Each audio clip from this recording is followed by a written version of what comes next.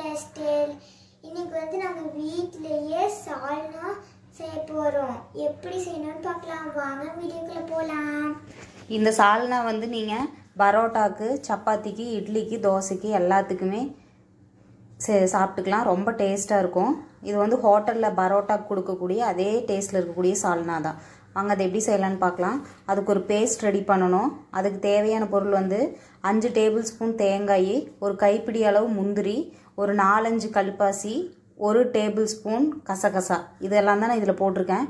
இதை நல்லா பேஸ்ட்டாக தண்ணி ஊற்றி அரைச்சி எடுத்துக்கலாம். இந்த அளவுக்கு நல்லா திக் பேஸ்ட்டாக அரைச்சி எடுத்து வச்சுக்கோங்க. இதுக்கப்புறம் வாங்க எப்படி செய்யலான்னு பார்க்கலாம். இப்போ எண்ணெய் காஞ்சனையும் தாளிக்கிறதுக்கு என்னென்ன போடணும்னு எடுத்து வச்சுருக்கிறது உங்களுக்கு காமிச்சிட்றேன். 3 ஏலக்காய், ஒரு கொஞ்சம் பட்டை, கல்பாசி ரொம்ப கம்மியாக தான் போட்டிருக்கோம், ஒரு ஸ்டார் பூவு, ஒரு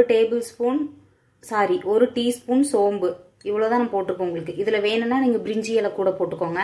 நார்மலாக ஊற்றுறோட கொஞ்சம் ஜாஸ்தியாகவே ஊற்றிக்கோங்க, அப்போ தான் டேஸ்ட்டாக இருக்கும். இதில் ஒரு 4 to 5 டேபிள் ஸ்பூன் அளவுக்கு நான் கிரவுண்ட் ஆயில் ஊற்றிருக்கேன். எண்ணெய் காஞ்சோனையும் நம்ம தாளிக்கிறதுக்கு எடுத்து வச்சுருக்கிறது எல்லாத்தையும் போட்டுக்கலாம்.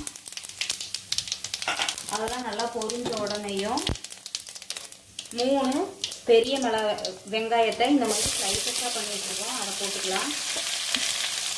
இது நல்லா வதக்கிக்கோங்க. இது சீக்கிரமாக வதங்குறதுக்கு உப்பு கொஞ்சம் போட்டு வதக்கிக்கலாம். இந்த அளவுக்கு ஆனியன் நல்லா வதங்கினதுக்கப்புறமா 3 பச்சை மிளகாயை இந்த மாதிரி 2 கீறி வச்சுருக்கேன். இது உங்கள் காரத்துக்கு தகுந்த மாதிரி போட்டுக்கோங்க. இது நல்லா வதங்கினோன்னையும் அடுத்தது தக்காளி போட்டுக்கலாம். தக்காளி 2 மீடியம் சைஸ் தக்காளி 2 வந்து இந்த மாதிரி பொடி பொடியாக கட் பண்ணி வச்சுருக்கோம். இதையும் போட்டுட்டு நல்லா அந்த தக்காளி மசிகிற அளவுக்கு வதக்கிக்கணும். கருவேப்பிலையும் இந்த சைஸ்லேயே போட்டுக்கோங்க. இது வெங்காயம் வதங்கினோன்னையுமே போட்டிருக்கலாம், நான் மறந்துட்டேன்.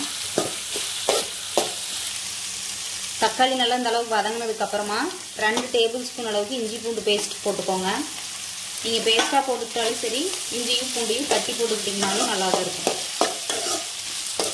இதையும் பச்சை வாசனை போகிற அளவுக்கு நல்லா வதக்கிக்கணும். இஞ்சி பூண்டு பச்சை வாசனை போனதுக்கப்புறமா புதினா கொஞ்சமாக போட்டுக்கணும். இது ரொம்ப கம்மியாக போட்டால் போதும், அந்த ஃப்ளேவர் கொஞ்சம் நல்லா இருக்கும் அந்த சால்னால. இதை ஒரு பரட்டிட்டு இதுக்கு தேவையான மசால் தூள்லாம் போட்டுக்கலாம். அது என்னென்னு உங்களுக்கு சொல்லிடுறேன். 1.5 டேபிள் ஸ்பூன் மிளகாய்த்தூள், 1 டேபிள் ஸ்பூன் மல்லித்தூள், 1 டீஸ்பூன் சீரகத்தூள், 1 டேபிள் ஸ்பூன் சிக்கன் மசால். நீங்கள் வந்து இந்த மல்லித்தூள் சீரகத்தூளுக்கு பதிலாக உங்களுக்கு கறி மசால் இருந்தாலும் போட்டுக்கலாம். நான் கறி மசால் இல்லாததுனால உங்களுக்கு நான் இந்த 2 போடுறேன். இவ்வளோதான் மசால். இது எல்லாத்தையும் இதில் போட்டுடலாம். இது கூட கொஞ்சம் மஞ்சத்தூள் போட்டுக்கோங்க.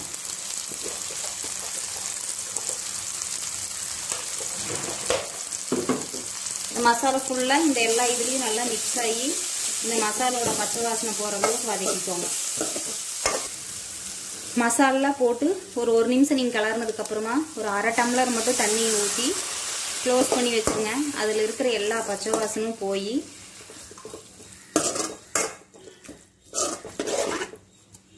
எல்லா பச்சை வாசனையும் போயிடும். அதுக்கப்புறம் இருக்கிற பேஸ்ட்டை போட்டுக்கலாம்.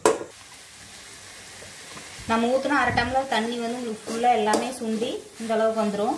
இதுக்கப்புறமா நம்ம அப்படியே அரைச்சி வச்சுருக்கிற பேஸ்ட்டு இதுக்குள்ளே ஊற்றிக்கலாம். அதுக்கப்புறம் இந்த சால்னாவுக்கு தேவையான அளவு தண்ணி ஊற்றிக்கலாம்.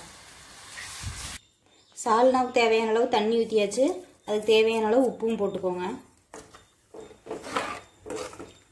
இதை க்ளோஸ் பண்ணி நல்லா கொதிக்க விடணும். அது நம்ம ஃபஸ்ட்டு ஊற்றிருக்கிற அந்த எண்ணெய் வந்து மேலே திரிஞ்சு வந்துடும்.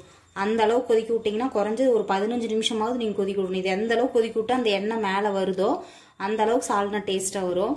உங்களுக்கு கொதிக்க விட்டு எண்ணெய் திரிஞ்சு வந்ததுக்கப்புறம் காமிக்கிறோம். இங்கே பாருங்கள், எண்ணெய் ஃபுல்லாக சைடில் ஃபுல்லாக திரிஞ்சு வந்துருச்சு. இது கரெக்டாக 20 நிமிஷம் ஆச்சு. இந்த அளவுக்கு திரிஞ்சு வந்ததுக்கப்புறமா உங்களுக்கு சால்னா ரெடி ஆயிரும். கொத்தமல்லி தழையை போட்டு ஆஃப் பண்ணிடலாம். எங்கள் வீடியோ ஃபஸ்ட் டைம் பார்க்குறவங்களா இருந்தால் சப்ஸ்கிரைப் பண்ணுங்கள், லைக் பண்ணுங்கள், ஷேர் பண்ணுங்கள். தேங்க்ஸ் ஃபார் வாட்சிங்.